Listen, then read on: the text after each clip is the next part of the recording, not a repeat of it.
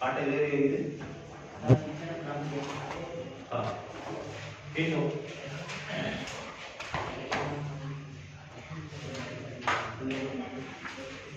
ತಾರುಣ್ಯಾವಸ್ಥೆಯ ಬಗ್ಗೆ ಕಲಿಸಬೇಕು. ತಾರುಣ್ಯಾವಸ್ಥೆ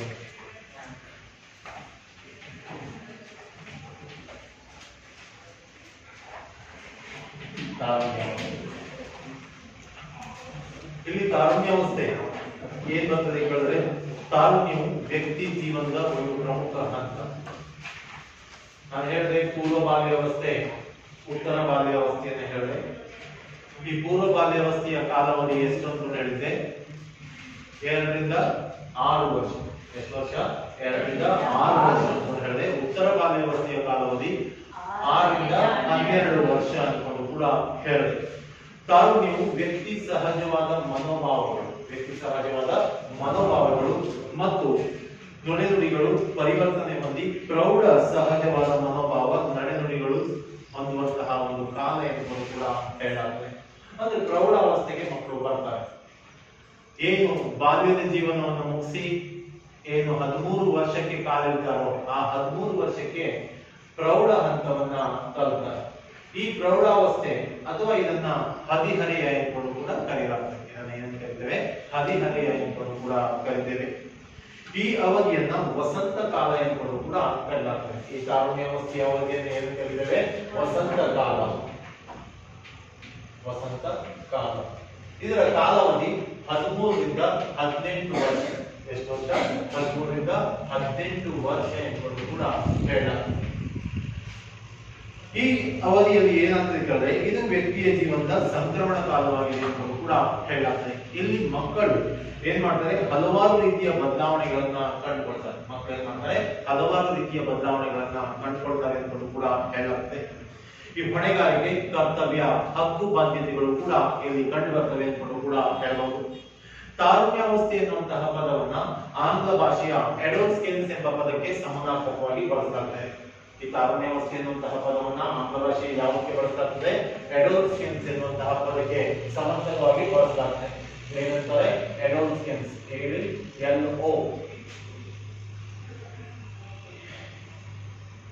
ADOLSCE ಅಡೋಲ್ಸ್ಕೆನ್ಸ್ ಎಂಬ ಪದಕ್ಕೆ ಸಮಾನಾರ್ಥಕವಾಗಿ ಬಳಸಲಾಗ್ತದೆ. ಈ ಬರ್ಕೊಟ್ಟಿದ್ದನ್ನ ತಾರುಣ್ಯಾವಸ್ಥೆ ಎನ್ನುವಂತಹ ಪದವನ್ನ ಯಾವುದಕ್ಕೆ ಸಮಾನಾರ್ಥಕವಾಗಿ ಬಳಸಲಾಗ್ತದೆ? ಅಡೋಲ್ಸ್ಕೆನ್ಸ್ ಎಂಬ ಪದಕ್ಕೆ ಸಮಾನಾರ್ಥಕವಾಗಿ ಬಳಸಲಾಗ್ತದೆ. ಈ ಅಡೋಲ್ಸ್ಕೆನ್ಸ್ ಎಂಬ ಪದ ಎಡೋಲ್ಸ್ಕೇಲೆ ಎಂಬ ಲ್ಯಾಟಿನ್ ಪದದಿಂದ ಬಂದಿದೆ. ಈ ಪದ ಯಾವುದರಿಂದ ಬಂದಿದೆ? ಲ್ಯಾಟಿನ್ ಭಾಷೆಯ ಎಡೋಲ್ಸ್ಕೇಲೆ,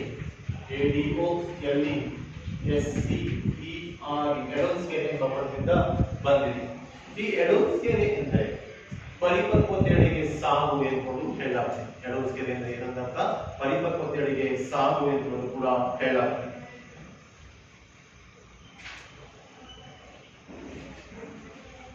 ತಾರುಣ್ಯವು ಲೈಂಗಿಕ ಪರಿಪಕ್ವತೆಯಿಂದ ಪ್ರಾರಂಭವಾಗಿ ಪ್ರಾಪ್ತ ವಯಸ್ಸಿನವರೆಗೆ ಪ್ರಾರಂಭವಾಗುತ್ತದೆ. ಇಲ್ಲಿ ಲೈಂಗಿಕ ಪರಿಪಕ್ವತೆ ಎಲ್ಲ ಪ್ರಾರಂಭವಾಗುತ್ತದೆ. ಒಂದು ರೀತಿಯ ಪ್ರಾಪ್ತ ವಯಸ್ಸಿನವರೆಗೆ ಇದು ನಡೀತದೆ ಎಂದು ಕೂಡ ಹೇಳಬಹುದು. ಸಾಮಾನ್ಯವಾಗಿ 18 ವರ್ಷ ತುಂಬಿದವರನ್ನ, ಎಷ್ಟು ವರ್ಷ ತುಂಬಿದವರನ್ನ? 18 ವರ್ಷ ತುಂಬಿದವರನ್ನ ಪ್ರಾಪ್ತ ವಯಸ್ಕರು ಎಂದು ಕೂಡ ಹೇಳಲಾಗ್ತದೆ. 18 ವರ್ಷ ತುಂಬಿದವರನ್ನ ಏನಂತ ಹೇಳಲಾಗ್ತದೆ? ಪ್ರಾಪ್ತ ವಯಸ್ಕರು ಎಂದು ಕೂಡ ಹೇಳಲಾಗ್ತದೆ. ಇಲ್ಲಿ ದೈಹಿಕ ಪರಿಪಕ್ವತೆಯ ಜೊತೆಗೆ ಬೌದ್ಧಿಕ ಏನಾಗ್ತದೆ ಹೇಳಿದ್ರೆ ಬೆಳವಣಿಗೆ ಆಗ್ತದೆ. ನಾನು ಬಾಲ್ಯದಲ್ಲಿ ಬೆಳವಣಿಗೆಯನ್ನೇ ಹೇಳಿದ್ದೆ. 6 ರಿಂದ 12 ವರ್ಷಕ್ಕೆ ಹೇಗೆ ಬೆಳವಣಿಗೆ ಆಗ್ತದೆ, ಮಗುವಿನ ಎತ್ತರ ತೂಕದಲ್ಲಿ ಬದಲಾವಣೆ ಆಗ್ತದೆ ಅಂತ ಕೂಡ ಹೇಳಿದೆ. ಹಾಗೆ ಇಲ್ಲಿಯೂ ಕೂಡ ಏನಾಗ್ತದೆ ಹೇಳಿದ್ರೆ ಮಗುವಿನ ದೈಹಿಕ ಬೆಳವಣಿಗೆ ಆಗ್ತದೆ, ಬೌದ್ಧಿಕ ಬೆಳವಣಿಗೆ ಆಗ್ತದೆ, ಸಾಮಾಜಿಕವಾಗಿ ಬೆಳವಣಿಗೆ ಅನ್ನುತ್ತದೆ ಮತ್ತು ಸಂವೇಗಾತ್ಮಕವಾಗಿಯೂ ಕೂಡ ಏನ್ ಮಾಡ್ತದೆ? ಮಗು ಬೆಳವಣಿಗೆಯನ್ನ ಹೊಂದುತ್ತದೆ ಎಂದು ಕೂಡ ಹೇಳಬಹುದು.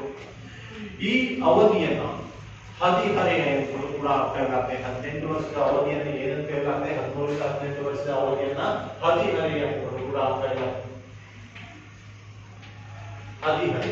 ಹದಿಹರೆಯದ ಮಕ್ಕಳು ಅಂತ ಕರೀತೇವೆ. ನಿಮ್ಮನ್ನೆಲ್ಲ ನಾವು ಏನಂತ ಕರಿತೇವೆ ಹೇಳಿದ್ರೆ ಹದಿಹರೆಯದ ಮಕ್ಕಳು ಅಂತ ಕೂಡ ಕರಿತೇವೆ. ನಿಮ್ಮನ್ನ ಏನಂತ ಕರಿತೇವೆ? ಹದಿಹರೆಯದ ಮಕ್ಕಳು ಅಂತ ಕರಿತೇವೆ. ಹಾಗಾದ್ರೆ ಏನಂತ ಹೇಳಿದ್ರೆ ನಾನು ತಾರುಣ್ಯಾವಸ್ಥೆಯ ಕಾಲಾವಧಿ ಎಷ್ಟು ಅಂತ ಹೇಳಿದೆ? 13 ಹೇಳ್ತೀವಿ. 13 ರಿಂದ 18 ವರ್ಷ ಎಂದು ಕೂಡ ಹೇಳಲಾಗ್ತದೆ. ತಾರುಣ್ಯಾವಸ್ಥೆಯನ್ನು ಕುರಿತು ಹಲವು ಮನೋವಿಜ್ಞಾನಿಗಳು ತಮ್ಮದೇ ಆದಂತಹ ವ್ಯಾಖ್ಯೆಯನ್ನ ನೀಡಿದ್ದಾರೆ. ಹಲವು ಮನೋವಿಜ್ಞಾನಿಗಳು ಮಾಡಿದರೆ ತಮ್ಮದೇ ಆದಂತಹ ವ್ಯಾಖ್ಯೆಯನ್ನ ನೀಡಿದ್ದಾರೆ ಅಂತ ಕೂಡ ಹೇಳುತ್ತೆ. ಬಾಲಕರು ಬಾಲ್ಯಾವಸ್ಥೆಯಿಂದ ಪ್ರೌಢಾವಸ್ಥೆಗೆ ತಲುಪುವಂತಹ ಒಂದು ಹಂತ ಎಂದು ಕೂಡ ಹೇಳುತ್ತೆ.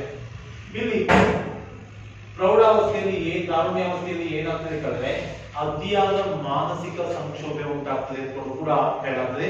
ಪ್ರಯಾಸಗಳ ಕಾಲ ಅನ್ಕೊಂಡು ಕೂಡ ಹೇಳುತ್ತೆ. ಈ ಬಾಲ್ಯಾವಸ್ಥೆಯ ಪರಾವಲಂಬನೆಯಿಂದ ಮಗು ಬಾಲ್ಯಾವಸ್ಥೆಯಲ್ಲಿ ಏನಾಗಿರ್ತದೆ ಹೇಳಿದ್ರೆ ಮಗು ತಂದೆ ತಾಯಿಗಳ ಮೇಲೆ ಡಿಪೆಂಡ್ ಆಗಿರ್ತದೆ. ಈಗ ನೋಡಿ, ಸ್ಕೂಲಿಗೆ ಕರ್ಕೊಂಡು ಹೋಗೋದು ಬರೋದು ಎಲ್ಲ ತಂದೆ ತಾಯಿಗಳ ಕೆಲಸ ಆಗಿರ್ತದೆ. ಈಗ ನಿಮ್ಮನ್ನ ಸ್ಕೂಲಿಗೆ ಕರ್ಕೊಂಡು ಹೋಗ್ಲಿಕ್ಕೆ ಬರ್ಲಿಕ್ಕೆ ತಂದೆ ತಾಯಿಗಳು ಬರುದಿಲ್ಲ, ನೀವು ಸ್ವತಂತ್ರವಾಗಿ ಬರ್ಲಿಕ್ಕೆ ಇಷ್ಟಪಡ್ತೀರಿ. ಹೌದು, ಈ ವಯಸ್ಸಿನಲ್ಲಿ ಅದು ಸಹಜ. ಮಗು ಏನ್ ಮಾಡ್ತದೆ ಹೇಳಿದ್ರೆ ಸ್ವತಂತ್ರತೆಯನ್ನ ಬಯಸ್ತದೆ. ಈ ವಯಸ್ಸಿನಲ್ಲಿ ಮಗು ಏನ್ ಮಾಡ್ತದೆ ಸ್ವತಂತ್ರತೆಯನ್ನ ಬಯಸ್ತದೆ ಅಂತ ಕೂಡ ಹೇಳಬಹುದು. ಇನ್ನು ಈ ಹಂತದ ವಿಕಾಸದಲ್ಲಿ ಹಲವಾರು ಶಾರೀರಿಕ ಬದಲಾವಣೆಗಳು ಕೂಡ ಕಂಡು ಬರ್ತದೆ. ಈ ಹಂತದ ವಿಕಾಸದಲ್ಲಿ ಏನಾಗ್ತದೆ ಹಲವಾರು ಶಾರೀರಿಕ ಬದಲಾವಣೆಗಳು ಕೂಡ ಕಂಡು ಬರ್ತದೆ ಅಂತ ಕೂಡ ಹೇಳಬಹುದು. ಈ ಬದಲಾವಣೆಗಳು ಅವರ ವರ್ತನೆಯ ಮೇಲೆ ಹೆಚ್ಚಿನ ಪ್ರಭಾವವನ್ನ ಬೀರ್ತದೆ. ಮಕ್ಕಳ ವರ್ತನೆಯ ಮೇಲೆ ಏನ್ ಬದಲಾವಣೆ ಆಗ್ತದೆ ಅಲ್ಲ, ಆ ಬದಲಾವಣೆ ಏನ್ ಮಾಡ್ತದೆ ಹೇಳಿದ್ರೆ ಮಕ್ಕಳ ವರ್ತನೆಯ ಮೇಲೆ ಹೆಚ್ಚಿನ ಪ್ರಭಾವವನ್ನ ಬೀರ್ತದೆ ಅಂತ ಕೂಡ ಹೇಳಬಹುದು. ಇಲ್ಲಿ ಯಾವ್ಯಾವರಲ್ಲಿ ಬದಲಾವಣೆಗಳು ಕಂಡು ಬರ್ತದೆ ಹೇಳಿದ್ರೆ ಮಗುವಿನ ಎತ್ತರ ಮತ್ತು ತೂಕದಲ್ಲಿ ಬದಲಾವಣೆ ಕಂಡು ಬರ್ತದೆ. ಮೊದಲಾಗಿ ಯಾವ್ದ್ರಲ್ಲಿ ಕಂಡು ಬರ್ತದೆ? ಮಗುವಿನ ಎತ್ತರ ಮತ್ತು ತೂಕದಲ್ಲಿ. ಎತ್ತರ ಮತ್ತು ತೂಕದಲ್ಲಿ ಬದಲಾವಣೆ. ಎತ್ತರ ಮತ್ತು ತೂಕದಲ್ಲಿ ಕಂಡು ಬರ್ತದೆ ಬದಲಾವಣೆ ಕಂಡು ಬರ್ತದೆ ಎಂದು ಕೂಡ ಹೇಳಬಹುದು. ಎತ್ತರ ಮತ್ತು ತೂಕದಲ್ಲಿ ಬದಲಾವಣೆ ಕಂಡು ಬರ್ತದೆ ಅಂದ್ರೆ ಮೊದಲನೇದಾಗಿ ಈ ವಯಸ್ಸಿನಲ್ಲಿ ಏನಾಗ್ತದೆ ಮಗುವಿನ ಎತ್ತರ ಮತ್ತು ತೂಕದಲ್ಲಿ ಬದಲಾವಣೆ ಕಂಡು ಬರ್ತದೆ. ಈ ಹಂತದ ಬೆಳವಣಿಗೆಯ ಬುಗ್ಗೆ ಎಂದು ಕೂಡ ಕರೆಯಲಾಗ್ತದೆ. ಈ ಹಂತದ ಬೆಳವಣಿಗೆಯನ್ನು ಏನು ಕರೀತಾರೆ? ಬೆಳವಣಿಗೆಯ ಬುಗ್ಗೆ. ಅಂದ್ರೆ ಮಗು ಬಹಳಷ್ಟು ವೇಗವಾಗಿ ಬೆಳೆಯುತ್ತದೆ. ಏನು 6 ರಿಂದ 12 ವರ್ಷ 2 ರಿಂದ 6 ವರ್ಷದ ವೇಗ ಇರ್ತದೆಯಲ್ಲ, ಅದಕ್ಕಿಂತ ಹೆಚ್ಚು ವೇಗದಲ್ಲಿ ಮಗು ಬೆಳವಣಿಗೆಯನ್ನ ಹೊಂದುತ್ತದೆ ಎಂದು ಕೂಡ ಹೇಳಬಹುದು. ಗರಿಷ್ಠ ಮಟ್ಟದ ಬೆಳವಣಿಗೆ ಒಬ್ಬರಿಂದ ಒಬ್ಬರಿಗೆ ಭಿನ್ನವಾಗಿರ್ತದೆ. ಎಲ್ಲರೂ ಕೂಡ ಒಂದೇ ರೀತಿ ಬೆಳವಣಿಗೆ ಆಗುವುದಿಲ್ಲ. ಒಂದೇ ರೀತಿಯ ಗರಿಷ್ಠ ಮಟ್ಟ ಒಬ್ಬರಿಂದ ಒಬ್ಬರಿಗೆ ಏನಾಗಿರ್ತದೆ ಭಿನ್ನವಾಗಿರ್ತದೆ ಎಂದು ಕೂಡ ಹೇಳಲಾಗ್ತದೆ. ಇಲ್ಲಿ ಹುಡುಗರು ಸಾಮಾನ್ಯವಾಗಿ ಹುಡುಗಿಯರು 17 ಮತ್ತು 18ನೇ ವಯಸ್ಸಿನಲ್ಲಿ ಮತ್ತು ಹುಡುಗರು ತಮ್ಮ 18 ಮತ್ತು 19ನೇ ವಯಸ್ಸಿನಲ್ಲಿ ಗರಿಷ್ಠ ಎತ್ತರವನ್ನು ತಲುಪುತ್ತಾರೆ. ಎಷ್ಟು ಎತ್ತರವನ್ನು ತಲುಪುತ್ತಾರೆ? ಗರಿಷ್ಠ ಎತ್ತರ. ಈಗ ಒಂದು ಮಗು ಎಷ್ಟು ಎತ್ತರ ಆಗಬಹುದು? ಗರಿಷ್ಠವಾಗಿ 6 ಅಡಿ ಎತ್ತರ ಗರಿಷ್ಠ ಎತ್ತರ. ಈಗ ಹೆಣ್ಣು ಮಕ್ಕಳು 17 ರಿಂದ 18 ವರ್ಷದವರೆಗೆ, ಎಷ್ಟು ವರ್ಷದವರೆಗೆ? 17 ರಿಂದ 18 ವರ್ಷದವರೆಗೆ ಗರಿಷ್ಠ ಎತ್ತರವನ್ನು ಪಡ್ತಾರೆ. ನಂತರ ಆಗ್ತದೆ, ಕೆಲವೊಂದ್ಸಲ ಎತ್ತರ ಆಗ್ತದೆ, ಆದ್ರೆ ಸ್ವಲ್ಪ ಪ್ರಮಾಣ, ಕೆಲವೊಬ್ಬರಲ್ಲಿ ಮಾತ್ರ ಎತ್ತರ ಕಂಡು ಬರ್ತದೆ. ಇದು ಹೆಣ್ಮಕ್ಳ ಒಂದು ಹಂತಕ್ಕೆ ನಿಲ್ತಾರೆ. 18 ಮತ್ತು 19ನೇ ವಯಸ್ಸಿನಲ್ಲಿ ಗಂಡು ಮಕ್ಕಳು ಏನ್ ಮಾಡ್ತಾರೆ? ಗರಿಷ್ಠ ಎತ್ತರವನ್ನ ತಲುಪ್ತಾರೆ. ಗಂಡು ಮಕ್ಕಳು ಏನ್ ಮಾಡ್ತಾರೆ? ಗರಿಷ್ಠ ಎತ್ತರವನ್ನ ತಲುಪ್ತಾರೆ ಅಂತ ಕೂಡ ಕಂಡು ಬರ್ತದೆ. ಇಲ್ಲಿ ಎತ್ತರ ಮತ್ತು ತೂಕಗಳಲ್ಲಿ ವ್ಯತ್ಯಾಸ ಕಂಡು ಬರ್ತದೆ. ಮತ್ತು ಗಂಡು ಮಕ್ಕಳ ಎತ್ತರ ಮತ್ತು ತೂಕದಲ್ಲಿ ಮತ್ತು ಹೆಣ್ಮಕ್ಳ ಎತ್ತರ ಮತ್ತು ತೂಕದಲ್ಲಿ ವ್ಯತ್ಯಾಸ ಕಂಡು ಬರ್ತದೆ ಅಂತ ಕೂಡ ಹೇಳಬಹುದು.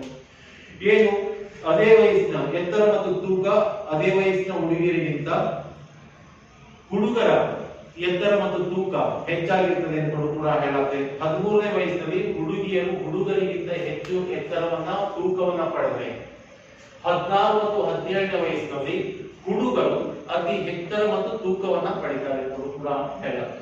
ಎಷ್ಟು ತೂಕವನ್ನು ಪಡಿತಾರೆ? ಹೆಚ್ಚು ತೂಕವನ್ನು. ಇಲ್ಲಿ ಗಂಡು ಮಕ್ಕಳು ಎತ್ತರವಾಗಿ ಕಾಣಿಸ್ತಾರೆ, ಹೆಣ್ಣು ಮಕ್ಕಳು ಸಣ್ಣವರಾಗಿ ಕಾಣಿಸ್ತಾರೆ.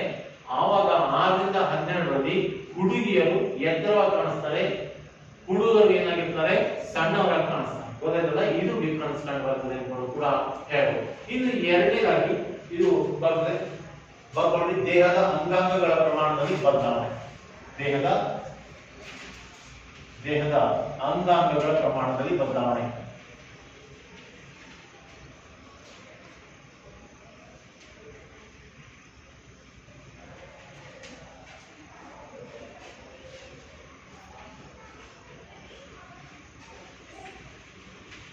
ದೇಹದ ಅಂಗಾಂಗಗಳ ಪ್ರಮಾಣದಲ್ಲಿ ಬದಲಾವಣೆ ಕಂಡುಬರ್ತದೆ. ಇದನ್ನ ನೋಡಿ, ಎತ್ತರ ಮತ್ತು ತೂಕಗಳ ಬದಲಾವಣೆ ಜೊತೆಗೆ ದೇಹದ ಅಂಗಾಂಗಗಳ ವಿವಿಧ ಅಂಗಾಂಗಗಳ ಪ್ರಮಾಣದಲ್ಲಿಯೂ ಕೂಡ ಏನ್ ಕಂಡು ಬರ್ತದೆ, ಬದಲಾವಣೆ ಕಂಡು ಬರ್ತದೆ ಎಂದು ಕೂಡ ಹೇಳುತ್ತೆ. ದೇಹದ ವಿವಿಧ ಅಂಗಗಳು ತಮ್ಮದೇ ಆದ ರೀತಿಯಲ್ಲಿ ಬೆಳೆಯುತ್ತವೆ ಎಂದು ಕೂಡ ಹೇಳ್ಬೋದು. ನೀವು ನೋಡಿ, ನಿಮ್ಮನ್ನೆಲ್ಲ ನೋಡಿದಾಗ ಒಂದು ರೀತಿ ದಷ್ಟಪುಷ್ಟವಾಗಿ ಬೆಳವಣಿಗೆಯನ್ನು ಹೊಂದಿದೆ. ಯಾಕೆ ಹೇಳಿದ್ರೆ, ನಿಮ್ಮ ಫೋಟೋ ನೋಡಿರ್ತೀರಿ ನೀವು, 8th ಸ್ಟ್ಯಾಂಡರ್ಡ್ ಫೋಟೋ ನೋಡಿ, PUC ಫಸ್ಟ್ ಇಯರ್ ಫೋಟೋ ನೋಡಿ, ಡಿಫರೆನ್ಸ್ ಬರ್ತದೆಯೋ ಇಲ್ಲೋ ನೋಡಿ. ಬರ್ತದೆಯೋ ಏನೋ ಪ್ರತಿ ಬರ್ತದೆಯೋ ಇಲ್ವೋ, ವ್ಯತ್ಯಾಸ ಇದೆಯಲ್ಲ. ಈಗ ನಿಮ್ಮ ಫೋಟೋವನ್ನ ಫಸ್ಟ್ ಸ್ಟ್ಯಾಂಡರ್ಡ್ ಅಥವಾ ಸೆಕೆಂಡ್ ಸ್ಟ್ಯಾಂಡರ್ಡ್ ಫೋಟೋ ಹೋಲಿಸಿದ್ರೆ ಬಹಳಷ್ಟು ವ್ಯತ್ಯಾಸ ಕಂಡುಬರ್ತದೆ. ನಿಮ್ಗೆ ನಾಚಿಕೆ ಅನ್ಸುತ್ತೆ, ನಾನು ಹೀಗಿದ್ದ ಗೊತ್ತಾಯ್ತು ಅನ್ಸದೇ ಇಲ್ಲ. ಇನ್ನು ಹೆಣ್ಣು ಮಕ್ಕಳಲ್ಲಿ ಪೆಲ್ವಿಸ್ ಎನ್ನುವಂತಹ ಮೂಳೆ ಅಗಲವಾಗ್ತದೆ ಮತ್ತು ಮಣಿಕಟ್ಟು ಬೆಳೆಯುತ್ತದೆ, ರೌಂಡ್ ಆಗ್ತದೆ ಅಂತ ಕೂಡ ಹೇಳಲಾಗ್ತದೆ. ಪೆಲ್ವಿಸ್ ಎನ್ನುವಂತಹ ಮೂಳೆ ಹೆಣ್ಣು ಮಕ್ಕಳಲ್ಲಿ ಬೆಳವಣಿಗೆ ಆಗ್ತದೆ, ಅದ್ರ ಜೊತೆಗೆ ಈ ಕೈಯು ರೌಂಡ್ ಆಗ್ತದೆ ಅಂತ ಕೂಡ ಹೇಳಲಾಗ್ತದೆ. ಇನ್ನು ಅದ್ರ ಜೊತೆಗೆ ಹುಡುಗಿಯರಿಗಿಂತ ಹೆಚ್ಚು ದೈಹಿಕ ಬಲವನ್ನ ಹುಡುಗರು ಪಡೆದುಕೊಳ್ತಾರೆ. ಹುಡುಗಿಯರಿಗಿಂತ ಹೆಚ್ಚು ದೈಹಿಕ ಬಲವನ್ನ ಯಾರು ಪಡ್ಕೊಳ್ತಾರೆ? ಹುಡುಗರು. ಈಗ ರನ್ನಿಂಗ್ ಎಲ್ಲ ಮಾಡುವಾಗ ನೀವು ನೋಡಿರ್ತೀರಿ, ಖೋ ಖೋ ಆಡುವಾಗ ಅಥವಾ ಕಬಡ್ಡಿ ಆಡುವಾಗ ಏನ್ ಮಾಡ್ತೀರಿ ಕೇಳಿದ್ರೆ, ಹುಡುಗಿಯರಿಗಿಂತ ಹುಡುಗರು ಏನಾಗಿರ್ತಾರೆ, ಬಲಾಢ್ಯವಾಗಿರ್ತಾರೆ, ದೈಹಿಕ ಪರಿಪಕ್ವತೆಯನ್ನು ಹೊಂದಿರ್ತಾರೆ ಎಂದು ಕೂಡ ಹೇಳಬಹುದು.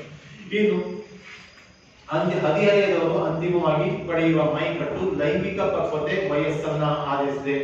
ಬೇಗನೆ ದೈಹಿಕ ಪರಿಪಕ್ವತೆ ಹೊಂದಿದವರು ಗಿಡ್ಡರಾಗಿ ದೊಡ್ಡನೆಯ ಮೈಕಟ್ಟನ್ನ ಹೊಂದ್ತಾರೆ ಎಂದು ಕೂಡ ಹೇಳಲಾಗ್ತದೆ.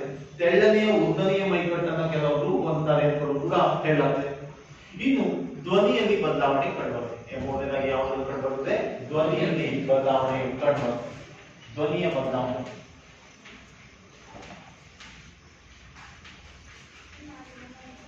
ಧ್ವನಿಯ ಬದಲಾವಣೆ, ಈ ಧ್ವನಿಯಲ್ಲಿ ಬದಲಾವಣೆ ಕಂಡುಬರುತ್ತೆ. ತಾರುಣ್ಯಾವಸ್ಥೆಯ ವಿಕಾಸದಲ್ಲಿ ಗುರುತಿಸಬಹುದಾದಂತಹ ಒಂದು ಪ್ರಮುಖ ಹಂತ ಅಂದ್ರೆ ಧ್ವನಿ ಬದಲಾವಣೆ. ಇಲ್ಲಿ ಹುಡುಗರ ಧ್ವನಿ ಮತ್ತು ಹುಡುಗಿಯರ ಧ್ವನಿಯಲ್ಲಿ ಏನ್ ಕಂಡುಬರ್ತದೆ? ವ್ಯತ್ಯಾಸ ಕಂಡುಬರ್ತದೆ. ಹುಡುಗರ ಧ್ವನಿ ಮತ್ತು ಹುಡುಗಿಯರ ಧ್ವನಿಯಲ್ಲಿ ಏನ್ ಕಂಡುಬರ್ತದೆ? ವ್ಯತ್ಯಾಸ ಕಂಡುಬರ್ತದೆ. ಇಲ್ಲಿ ಯಾರ ಧ್ವನಿ ಗಡಸಾಗಿರ್ತದೆ, ಯಾರ ಧ್ವನಿ ಮೃದುವಾಗಿರ್ತದೆ ಅಂತ ಹೇಳ್ತಿರೋ? ಎದ್ದಿಲ್ಲೋ ಗಡಸಾಗಿರ್ತದೆ. ಈಗ ಅಲ್ಲಿ ಏನಾಗಿರ್ತದೆ ಸಿಡೋ, ಈ ಪೂರ್ವ ಬಾಲ್ಯಾವಸ್ಥೆಯಲ್ಲಿ ಇಬ್ಬರು ಧ್ವನಿನೂ ಒಂದೇ ರೀತಿ ಇರ್ತದೆ. ಗಂಡು ಮಕ್ಕಳು ಹೆಣ್ಣು ಮಕ್ಕಳು ಅನ್ನುವಂತಹ ಭೇದ ಭಾವವನ್ನು ಗೊತ್ತಾಗುವುದಿಲ್ಲ. ಆದ್ರೆ ಈ ಹದಿಹರೆಯಕ್ಕೆ ಬಂದ ಕೂಡಲೇ ಏನಾಗ್ತದೆ ಹೇಳಿದ್ರೆ, ಹೆಣ್ಮಕ್ಳ ಧ್ವನಿ ಆದಷ್ಟು ಮೃದುವಾಗ್ತಾ ಬರ್ತದೆ ಅಂತ ಕೂಡ ಹೇಳಬಹುದು. ಗಂಡು ಮಕ್ಕಳ ಧ್ವನಿ ಏನಾಗಿರ್ತದೆ? ಗಡುಸಾಗಿರ್ತದೆ ಅಂತ ಕೂಡ ಹೇಳಬಹುದು. ಆದರೆ ಪರಿಪಕ್ವತೆಯ ಬದಲಾವಣೆಗಳೊಂದಿಗೆ ಸಂಬಂಧಿಸಿರುತ್ತದೆ ಅಂತ ಕೂಡ ಹೇಳಲಾಗ್ತದೆ. ಇಲ್ಲಿ ಗರಿಷ್ಠ ಧ್ವನಿಯ ಬದಲಾವಣೆ ಹದಿಹರೆಯದ ವರ್ತನೆಯ ಮೇಲೆ ಪ್ರಭಾವವನ್ನ ಬೀರ್ತದೆ ಅಂತ ಕೂಡ ಹೇಳಬಹುದು. ಧ್ವನಿಯ ಬದಲಾವಣೆ ಏನ್ ಮಾಡ್ತದೆ? ಹದಿಹರೆಯದ ವರ್ತನೆಯ ಮೇಲೆ ಪ್ರಭಾವವನ್ನ ಬೀರ್ತದೆ ಅಂತ ಕೂಡ ಹೇಳಬಹುದು. ಇನ್ನು ಗತಿ ಸಾಮರ್ಥ್ಯ, ನಾಲ್ಕನೇದಾಗಿ ಯಾವ ಬರ್ತದೆ? ಗತಿ ಸಾಮರ್ಥ್ಯ. ಇದು ಬರ್ತಾ ಇದೀರಾ? ಗತಿ ಸಾಮರ್ಥ್ಯ.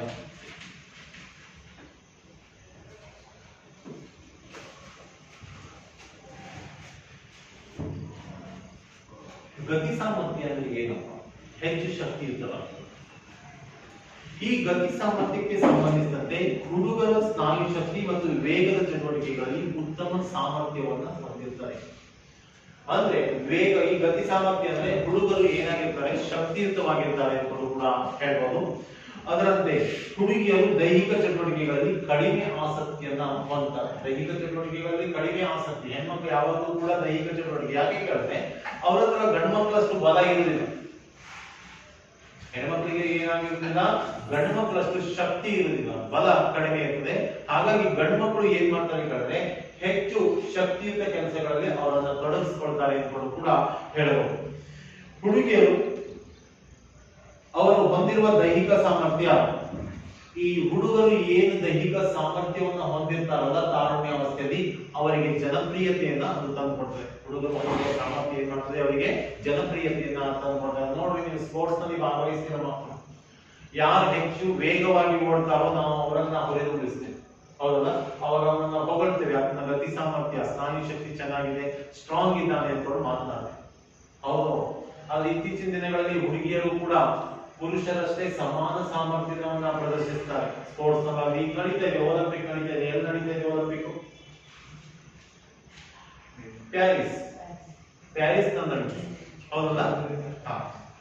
ಅಲ್ಲಿ ನಡೀತಾ ಇದೆ.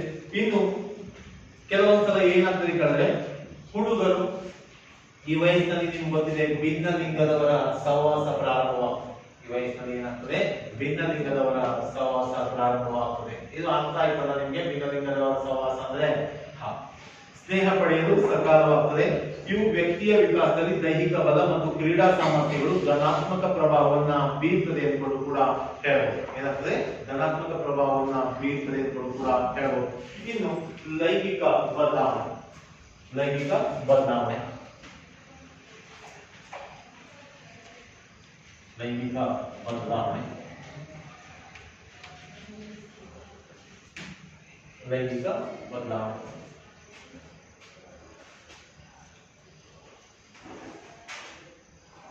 ಬದಲಾವಣೆ ಆಗ್ತದೆ. ಸ್ನಾಯು ಶಕ್ತಿ ಜಾಸ್ತಿ ಆಗ್ತದೆ. ದೇಹದ ಅಂಗಾಂಗಗಳಲ್ಲಿ ಬದಲಾವಣೆಯನ್ನು ನಾವು ಕಾಣ್ತೇವೆ. ಲೈಂಗಿಕ ಬದಲಾವಣೆಗಳು ಕೂಡ ಕಂಡುಬರ್ತವೆ. ಇವು ಆಂತರಿಕವಾಗಿ ಆಗುವಂತಹ ಬದಲಾವಣೆಗಳು, ದೇಹದ ಒಳಗೆ ಬದಲಾವಣೆ ಆಗ್ತದೆ ಎಂದು ಕೂಡ ಹೇಳುತ್ತೆ. ಮತ್ತು ಇಲ್ಲಿ ಗಂಡು ಮಕ್ಕಳಲ್ಲಿ ಜನನೇಂದ್ರಿಯಗಳ ಬದಲಾವಣೆ ಕಂಡು ಬರ್ತದೆ. ಹಾಗೆ ಹೆಣ್ಮಕ್ಕಳಲ್ಲಿ ಅಂಡಾಶಯಗಳ ಬದಲಾವಣೆ ಕೂಡ ಕಂಡು ಬರ್ತದೆ ಎಂದು ಕೂಡ ಹೇಳಬಹುದು. ಇಲ್ಲಿ ಅದೇ ರೀತಿ ತರುಣರಲ್ಲಿ ಎಲ್ಲ ಏನು ಲೈಂಗಿಕ ಬದಲಾವಣೆಗೆ ಬೇಕಾದಂತಹ ಸಾಮರ್ಥ್ಯಗಳು, ಲೈಂಗಿಕತೆ ಅಂದ್ರೆ ಏನು, ಲೈಂಗಿಕ ಬದಲಾವಣೆಗೆ ಬೇಕಾದಂತಹ ಸಾಮರ್ಥ್ಯಗಳು ಇಲ್ಲಿ ಕಂಡು ಬರ್ತವೆ ಎಂದು ಕೂಡ ಹೇಳಬಹುದು. ಗಮನಾರ್ಹವಾಗಿ ಎಲ್ಲಾ ಬದಲಾವಣೆಗಳು ಈ ವಯಸ್ಸಿನಲ್ಲಿ ಕಂಡು ಬರ್ತವೆ. ಸಾಕಷ್ಟು ಈ ಬದಲಾವಣೆ ಏನ್ ಮಾಡ್ತಾರೆ ಕೇಳಿದ್ರೆ, ನಮ್ಮ ಮಕ್ಕಳನ್ನ ಕನಸಿನ ರೂಪಕ್ಕೆ ತಳ್ಳುತ್ತೆ. ಕನಸು ಕಾಣ್ತೇವೆ ನಾವು ಈ ವಯಸ್ಸಿನಲ್ಲಿ, ಸಹಜ. ನೀವು ಕೂಡ ಕನಸು ಕಾಣ್ತೀರಾ. ಕನಸು ಕಾಣೋದು ಸಹಜ ಆಗ್ತದೆ ಈ ವಯಸ್ಸಿನಲ್ಲಿ. ಆ ಬದಲಾವಣೆಗಳು ಏನ್ ಮಾಡ್ತವೆ ಕೇಳಿದ್ರೆ, ಮಕ್ಕಳಲ್ಲಿ ಕೆಲವೊಂದ್ಸಲ ಭಯವನ್ನ ಹುಟ್ಟಿಸ್ತವೆ. ಈಗ ಹೆಣ್ಮಕ್ಳಲ್ಲಿ ಅಂಡಾಣುಗಳ ಬಿಡುಗಡೆ ಆಗ್ತದೆ, ಗಂಡು ಮಕ್ಕಳಲ್ಲಿ ವೀರ್ಯಾಣುಗಳ ಬಿಡುಗಡೆ ಆಗ್ತದೆ. ಇದು ಏನಾಗ್ತದೆ ಕೇಳಿದ್ರೆ, ಒಂದು ರೀತಿ ಕುತೂಹಲವನ್ನು ಮೂಡಿಸ್ತದೆ, ಅದ್ರ ಜೊತೆಗೆ ಭಯನೂ ಕೂಡ ಉಂಟು ಮಾಡ್ತದೆ. ಗೊತ್ತಾಯ್ತಲ್ಲ? ಇದ್ರ ಬಗ್ಗೆ ತಿಳುವಳಿಕೆ ಏನಿಲ್ಲ, ಇದು ಕಾಮನ್ ಆಗಿ ತಿಳ್ಕೊಳ್ಳೋದು. ಗೊತ್ತಾಯ್ತು? ನಗುವಂತದ್ದು ಏನಿಲ್ಲ ಅದರಲ್ಲಿ. ಗಂಡು ಮಕ್ಕಳಿಗೆ ಪುರುಷತ್ವದ ಲಕ್ಷಣಗಳು, ಇವ ಲೈಂಗಿಕ ಬದಲಾವಣೆಯಲ್ಲಿ ಏನು ಕೇಳಿದ್ರೆ, ಗಂಡು ಮಕ್ಕಳಲ್ಲಿ ಪುರುಷತ್ವದ ಲಕ್ಷಣಗಳು ಕಂಡು ಬರ್ತವೆ, ಹೆಣ್ಣು ಮಕ್ಕಳಲ್ಲಿ ಸ್ತ್ರೀಯ ಲಕ್ಷಣಗಳು ಕೂಡ ಕಂಡು ಬರ್ತವೆ ಅಂತ ಕೂಡ ಹೇಳಬಹುದು. ಗೊತ್ತಾಯ್ತು? ಇನ್ನು ಶರೀರದ ಆಂತರಿಕ ಬದಲಾವಣೆಗಳು, ನಾವು ಆಮೇಲೆ ಯಾವ ಕಂಡು ಬರ್ತದೆ? ಶರೀರದ ಆಂತರಿಕ ಬದಲಾವಣೆಗಳು. ಶರೀರದ ಆಂತರಿಕ ಬದಲಾವಣೆ. ಶರೀರದ ಆಂತರಿಕ ಬದಲಾವಣೆ.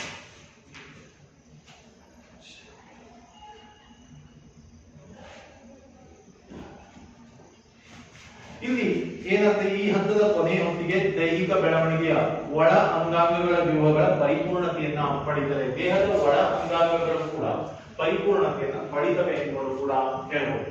ಎಲ್ಲಾ ಅಂಗಾಂಗಗಳು ಮತ್ತು ನಮ್ಮ ಹಲ್ಲು ಕೂಡ, ನಮ್ಗೆ ಆವಾಗ ಹುಟ್ಟಿದ ಕೂಡಲೇ ಹಲ್ಲು ಬರ್ತದೆ, 9 ತಿಂಗಳಿಗೆ ಹಲ್ಲು ಬರ್ತದೆ. ನಂತರ ಒಂದು 28 ಹಲ್ಲು, ಕೊನೆಯ 4 ಹಲ್ಲುಗಳು, ಬುದ್ಧಿ ಹಲ್ಲುಗಳು ಬರ್ತದೆ ಅನ್ನೋದಲ್ಲ, ಈ ವಯಸ್ಸಿನಲ್ಲಿ ಬರ್ತದೆ. ಗೊತ್ತಾಯ್ತಲ್ಲ? ನಿಮ್ಗೆ 32 ಹಲ್ಲುಗಳು ಕೂಡ ಈ ವಯಸ್ಸಿನಲ್ಲಿ ಬರ್ತವೆ ಎಂದು ಕೂಡ ಹೇಳಬಹುದು. ಇನ್ನು ಜೀರ್ಣಾಂಗ ವ್ಯೂಹ, ಶ್ವಾಸಕೋಶ, ರಕ್ತ ಪರಿಚಲನಾ ವ್ಯೂಹಗಳು ಪರಿಪೂರ್ಣವಾಗಿ ಬೆಳವಣಿಗೆಯನ್ನ ಹೊಂದುತ್ತವೆ. ಜೀರ್ಣಾಂಗ ವ್ಯೂಹ ಏನಿದೆಯಲ್ಲ, ದೇಹದ ಒಳಗೆ ಜೀರ್ಣಾಂಗ ವ್ಯೂಹ ಇದೆಯಲ್ಲ, ಅದ್ರ ಜೊತೆಗೆ ಶ್ವಾಸಕೋಶ ವ್ಯೂಹ ಇದೆಯಲ್ಲ, ಇದು ಕೂಡ ಪೂರ್ಣ ಬೆಳವಣಿಗೆಯನ್ನ ಹೊಂದುತ್ತದೆ ಎಂದು ಕೂಡ ಹೇಳಬಹುದು. ಇಲ್ಲಿ ಸುಮಾರು 18 ವರ್ಷದವರಾಗುವುದರೊಳಗೆ ಹೃದಯ ಮತ್ತು ಮೆದುಳು ಸಂಪೂರ್ಣ ಬದಲಾವಣೆಯನ್ನ ಹೊಂದುತ್ತದೆ, ಅಂದ್ರೆ ಬೆಳವಣಿಗೆಯನ್ನ ಹೊಂದುತ್ತದೆ. ಹೃದಯ ಮತ್ತು ಮೆದುಳು ಕೂಡ ಸಂಪೂರ್ಣವಾಗಿ ಬೆಳವಣಿಗೆಯನ್ನ ಹೊಂದುತ್ತದೆ. ಈಗ ನೋಡಿ, ನಿಮ್ ಮೆದುಳು ಬೆಳವಣಿಗೆಯನ್ನ ಹೊಂದುವಂತಹ ಕಾಲ 18 ವರ್ಷ. ಈ ನೆಕ್ಸ್ಟ್ ಇಯರ್ ನಿಮ್ಗೆ 18 ವರ್ಷ ಆಗ್ತದೆ. ಹೌದಾ? ಸೆಕೆಂಡ್ ಇಯರ್ ಬಂದ ಕೂಡ ನಿಮ್ಗೆ 18 ವರ್ಷ ಆಗ್ತದೆ. ಆವಾಗ ನಿಮ್ ಮೆದುಳು ಪರಿಪೂರ್ಣ ವಿಚಾರ ಮಾಡುವಂತಹ ಒಂದು ಶಕ್ತಿಯನ್ನ ಪಡ್ಕೊಳ್ಳುತ್ತೆ.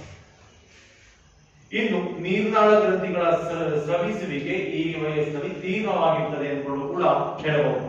ಈ ನೀರ್ನಾಳ ಗ್ರಂಥಿಗಳಿಂದ ಬಿಡುಗಡೆಯಾಗುವ ಹಾರ್ಮೋನುಗಳು ದೈಹಿಕ ವ್ಯಕ್ತಿಯ ದೈಹಿಕ ಬೆಳವಣಿಗೆಯ ಮೇಲೆ ಸಂಪೂರ್ಣ ಪರಿಣಾಮವನ್ನ ಬೀರ್ತದೆ ಎಂದು ಕೂಡ ಹೇಳಲಾಗ್ತದೆ.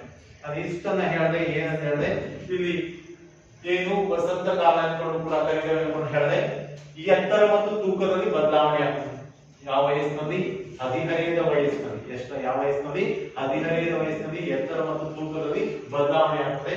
ಗರಿಷ್ಠ 16 ರಿಂದ 18 ವರ್ಷಕ್ಕೆ ಹೆಣ್ಮಕ್ಳು ಗರಿಷ್ಠ 17 ವರ್ಷಕ್ಕೆ ಗರಿಷ್ಠ ತೂಕವನ್ನ ಪಡೆದುಕೊಂಡ್ರೆ, ಗಂಡು ಮಕ್ಕಳು 18 ರಿಂದ 19 ವರ್ಷಕ್ಕೆ ಗರಿಷ್ಠ ತೂಕ ಮತ್ತು ಎತ್ತರವನ್ನ ಪಡೆದುಕೊಳ್ತಾರೆ. ತೂಕ ಜಾಸ್ತಿ ಆಗ್ತಾ ಹೋಗ್ತದೆ, ಆದ್ರೆ ಎತ್ತರ ಒಂದು ಕಡೆ ಇರ್ತದೆ. ನಾನು ಹೇಳಿದ್ದೆ ಸ್ಟಾರ್ಟಿಂಗ್ ಬೆಳವಣಿಗೆ ಮತ್ತು ವಿಕಾಸ ಅಂತ ಹೇಳಿದ್ದೆ. ಬೆಳವಣಿಗೆ ಅಂದ್ರೆ ಏನಂತ ಹೇಳಿದ್ದೆ? ಇನ್ನೇಳು ಬೆಳವಣಿಗೆ ಅಂದ್ರೆ ಏನಂತ ಬರ್ತೀನಿ ನೋಡು. ಬೆಳವಣಿಗೆ ಅಂದ್ರೆ ಏನು? ಒಬ್ಬರೇ ಹೇಳಿ ಬೇಗ.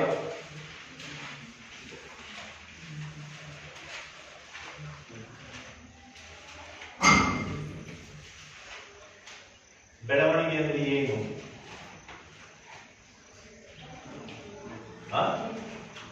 ಬೆಳವಣಿಗೆ ಅಂದ್ರೆ ಏನು ಅಂತ ಹೇಳಿದ್ರೆ ಹೇಳ್ತೀನಿ ನೋಡು ಬೇಗ. ಹೇಳೋದು ಬರ್ಕೊಂಡು ನೀವು ಬೆಳವಣಿಗೆ ಅಂದ್ರೆ ವ್ಯಕ್ತಿಯ ದೇಹದ ತೂಕ, ಗಾತ್ರ ಮತ್ತು ಎತ್ತರದಲ್ಲಾಗುವ ಪರಿಮಾಣಾತ್ಮಕ ಬದಲಾವಣೆ. ಪರಿಮಾಣಾತ್ಮಕ ಅಂದ್ರೆ ಅಳತೆಗೆ ನಿಲ್ಲುವಂಥದ್ದು, ಗೊತ್ತಿದ್ದಲ್ಲ. ಎತ್ತರ ಈ ವಯಸ್ಸಿಗೆ 18 ವಯಸ್ಸಿಗೆ ಗರಿಷ್ಠ ಎತ್ತರವನ್ನ ತಲುಪ್ತಾರೆ ಅನ್ನೋದು ಕೂಡ ಹೇಳಿದೆ. ಈ ಎರಡನೇದಾಗಿ ನಾನು ಹೇಳಿದೆ ದೇಹದ ಅಂಗಾಂಗಗಳ ಪ್ರಮಾಣದಲ್ಲಿ ಏನ್ ಕಂಡು ಬರ್ತದೆ? ಬದಲಾವಣೆ ಕಂಡು ಬರ್ತದೆ ಅನ್ನೋದು ಕೂಡ ಹೇಳಿದೆ. ದೇಹದ ಅಂಗಾಂಗಗಳು ತಮ್ಮದೇ ಆದಂತಹ ಒಂದು ಸಾಮರ್ಥ್ಯವನ್ನ ಪಡೆದುಕೊಳ್ತವೆ. ಹೆಣ್ಣಿನಲ್ಲಿ ಹೆಣ್ಣಿನ ಲಕ್ಷಣಗಳು, ಪೆಲ್ವಿಸ್ ಎನ್ನುವಂತಹ ಮೂಳೆ ಏನಾಗ್ತದೆ? ಬಲವಾಗ್ತದೆ ಅನ್ನೋದು ಕೂಡ ಹೇಳಿದೆ. ಇನ್ನು ಮೂರನೇದಾಗಿ ಧ್ವನಿಯ ಬದಲಾವಣೆ. ಗಂಡು ಮಕ್ಕಳ ಧ್ವನಿ ಏನಾಗಿರ್ತದೆ? ಗಡುಸಾಗಿರ್ತದೆ. ಹೆಣ್ಮಕ್ಳ ಧ್ವನಿ ಏನಾಗಿರ್ತದೆ? ಮೃದು ಆಗಿರ್ತದೆ ಅಂತ ಕೂಡ ಹೇಳಿದೆ. ಈ ವಯಸ್ಸಿನಲ್ಲಿ ಸಹಜವಾಗಿ ಆ ಬದಲಾವಣೆ ಕಂಡು ಬರ್ತದೆ ಅಂತ ಕೂಡ ಹೇಳಿದೆ.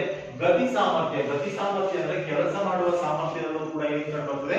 ಬದಲಾವಣೆ ಕಂಡು ಬರ್ತದೆ. ಕೆಲಸ ಮಾಡುವ ಸಾಮರ್ಥ್ಯದಲ್ಲೂ ಕೂಡ ಏನು ಕಂಡು ಬರ್ತದೆ? ಬದಲಾವಣೆ. ಅಂದ್ರೆ ಗಂಡು ಮಕ್ಕಳು ಹೆಚ್ಚು ವೇಗವಾಗಿ ಓಡ್ತಾರೆ, ದೈಹಿಕ ಸಾಮರ್ಥ್ಯದ ಕೆಲಸವನ್ನ ಮಾಡ್ತಾರೆ.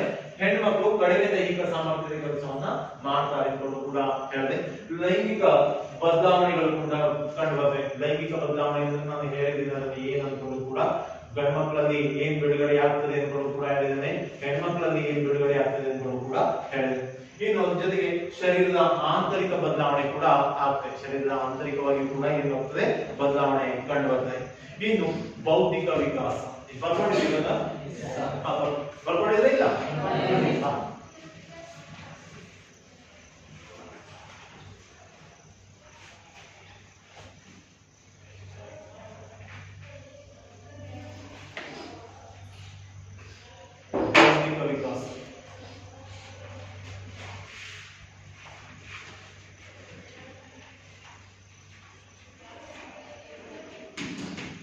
ಬೌದ್ಧಿಕ ವಿಕಾಸ.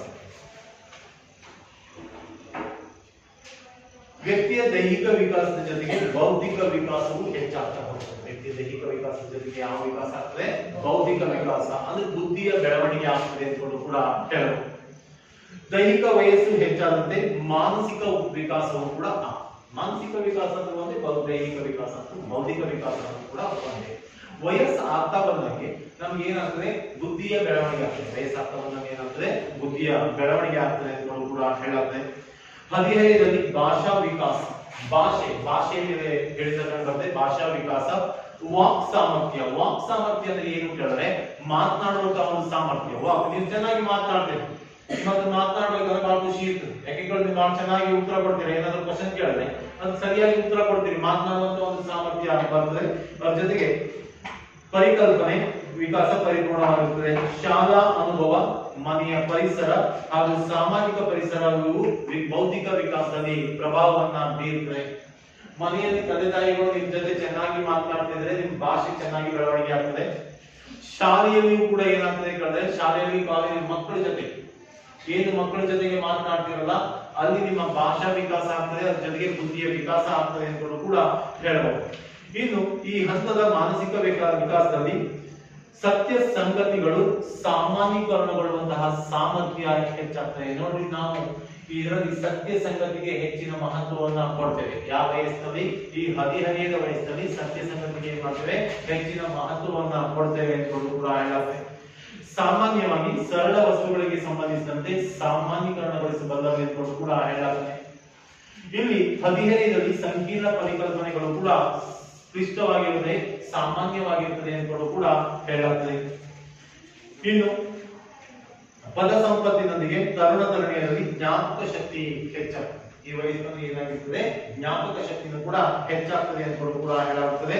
ಇನ್ನು ಸಂಕೀರ್ಣವಾದ ಸಮಸ್ಯೆಗಳಲ್ಲಿ ಅಗತ್ಯವಾದ ಸಂಬಂಧವನ್ನು ಗುರುತಿಸಿ ಸಮಸ್ಯೆಗಳನ್ನ ಅರ್ಥ ಮಾಡಿಕೊಂಡು ಪರಿಹರಿಸುವಂತಹ ಒಂದು ಸಾಮರ್ಥ್ಯ ಕಂಡು ಬರ್ತದೆ ಅಂತ ಕೂಡ ಹೇಳಬಹುದು. ಇದನ್ನು ಬರ್ಕೊಡ್ರಿ. ಬೌದ್ಧಿಕ ವಿಕಾಸದಲ್ಲಿ ವ್ಯಕ್ತಿಯ ಬೌದ್ಧಿಕ ವಿಕಾಸದ ಜೊತೆಗೆ ವ್ಯಕ್ತಿಯ ಬೌದ್ಧಿಕ ವಿಕಾಸದ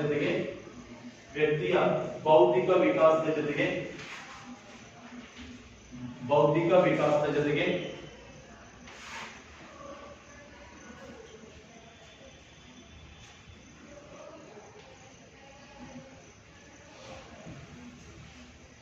ಭಾಷಾ ವಿಕಾಸ,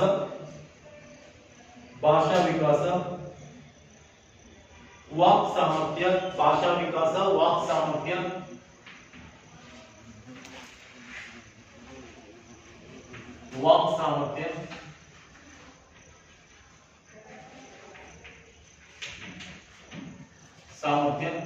ಪದ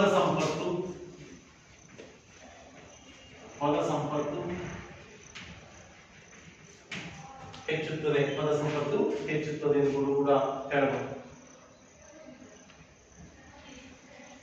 ಇನ್ನು ಇಲ್ಲಿ ಮತ್ತೊಂದು ನೋಡಿಕೊಳ್ಳಿ. ಕ್ಲಿಷ್ಟಕರವಾದ ಮತ್ತು ಸಂಕೀರ್ಣವಾದ ಸಮಸ್ಯೆಗಳಲ್ಲಿ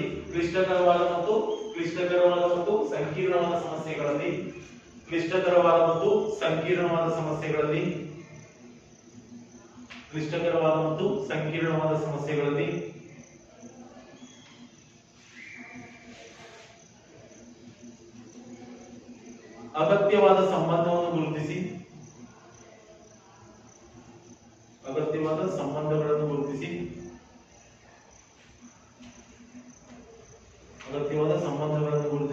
ಸಮಸ್ಯೆಗಳನ್ನು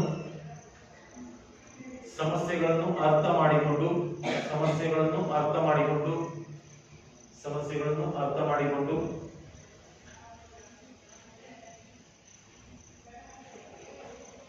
ಹಲವಾರು ರೀತಿಯಲ್ಲಿ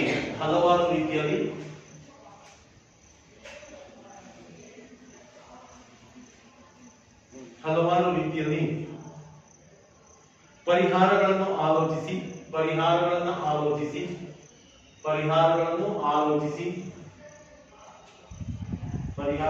ಆಲೋಚಿಸಿ ಸಮಸ್ಯೆಗಳನ್ನು ಬಿಡಿಸುವ ಸಾಮರ್ಥ್ಯ ಹೆಚ್ಚುತ್ತದೆ.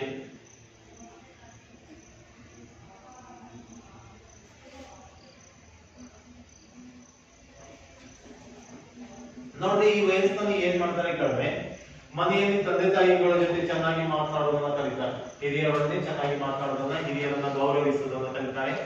ಶಾಲೆಯಲ್ಲಿ ಶಿಕ್ಷಕರೊಡನೆ ಚೆನ್ನಾಗಿ ಮಾತನಾಡೋದನ್ನ, ಭಾಷೆಯ ಸಾಮರ್ಥ್ಯ ಬರ್ತದೆ ಎಂದು ಕೂಡ ಹೇಳಬಹುದು. ಇನ್ನು ಅದ್ರ ಜೊತೆಗೆ ಸಮಾಜದಲ್ಲಿಯೂ ಕೂಡ ಸ್ನೇಹಿತರೊಡನೆ ಅಥವಾ ಸಮಾಜದ ಹಿರಿಯರೊಡನೆ ಸಂದರ್ಭೋಚಿತವಾಗಿ ಮಾತನಾಡುವಂತಹ ಒಂದು ಪ್ರವೃತ್ತಿಯನ್ನ ಈ ಮಕ್ಕಳು ಬೆಳೆಸ್ಕೊಳ್ತಾರೆ ಎಂದು ಕೂಡ ಹೇಳಲಾಗ್ತದೆ.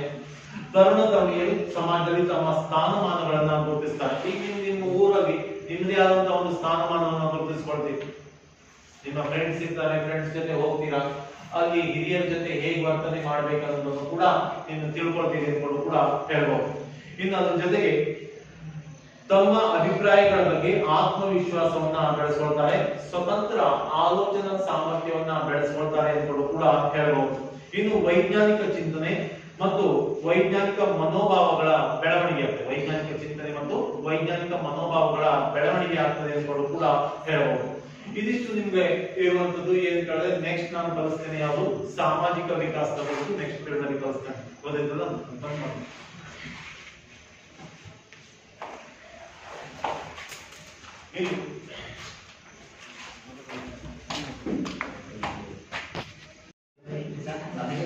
ಹಾಗೆ ಕಂಟಿನ್ಯೂ ಮಾಡಿ.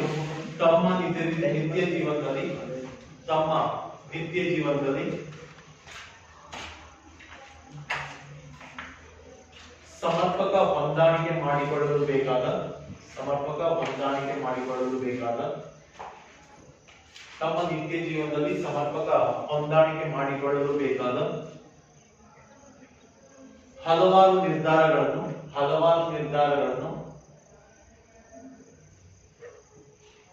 ಹಲವಾರು ನಿರ್ಧಾರಗಳನ್ನು ತೆಗೆದುಕೊಳ್ಳುತ್ತಾರೆ.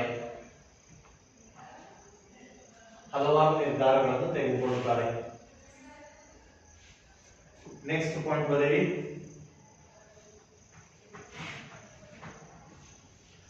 ಆದರ್ಶ ಮತ್ತು ವಾಸ್ತವಿಕತೆಗಳ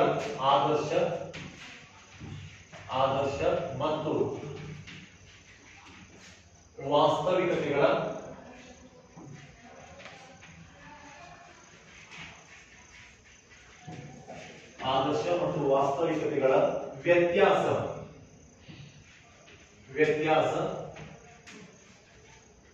ತಿಳಿದುಕೊಳ್ಳುತ್ತಾರೆ.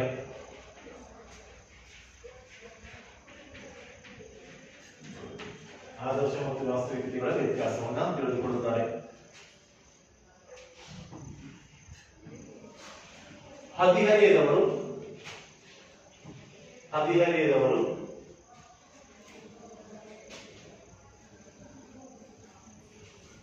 ತಮ್ಮ ಸಾಮರ್ಥ್ಯಗಳು ಮತ್ತು ಮಿತಿಗಳನ್ನ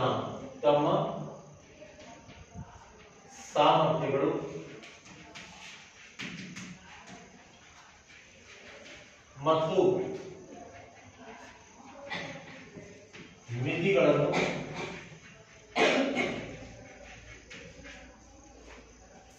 ಸರಿಯಾಗಿ ಅರ್ಥ ಮಾಡಿಕೊಳ್ಳುತ್ತಾರೆ.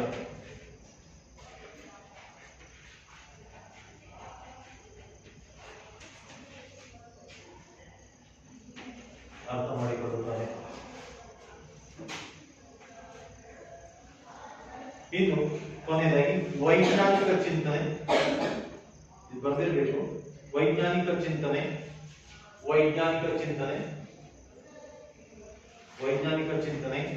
ಮತ್ತು ವೈಜ್ಞಾನಿಕ ಮನೋಭಾವಗಳ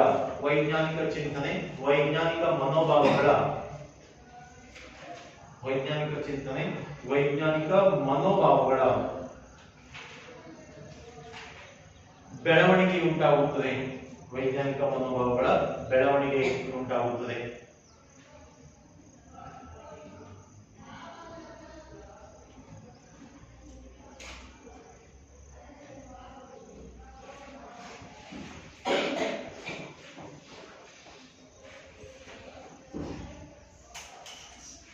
ಕೊನೆಯದಾಗಿ ಸ್ನೇಹಿತರೊಡನೆ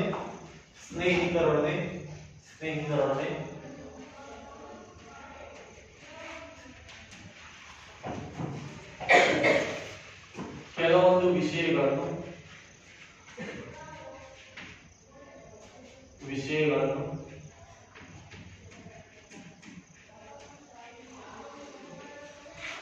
ಚರ್ಚಿಸುತ್ತಾರೆ.